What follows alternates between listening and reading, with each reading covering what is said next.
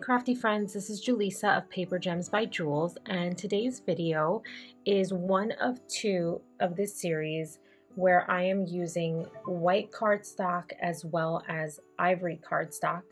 But in this video I am coloring it using I'm coloring both of them using the same Copic colors, and the goal is to demonstrate how these colors, the same colors, look a little different on each of the different card base colors.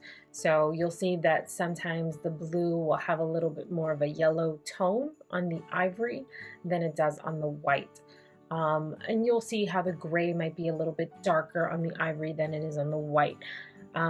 Some colors might be a little more bright on the white than they are on the ivory, and and such. But you'll see that as you color, and you can also create if you have some sort of a swatch for your Copics, you should definitely try it on whatever ivory cardstock you have, or if you have that Nina Desert Storm or like that craft color, you should definitely do that as well, just so that you can see the variety in colors. But that's the goal of this video. Now, the other video that I mentioned before, that is the vintage version of this. It's the same two tags, stamped exactly the same, but I'm using grays. So on the ivory, I'm using a warm gray. On the white, I'm using a cool gray, just to show how to create a vintage look of these exact same tags. So I just wanted to share some versatility of the stamp, creating it as a tag for the holidays. I know it's super hot and we're talking about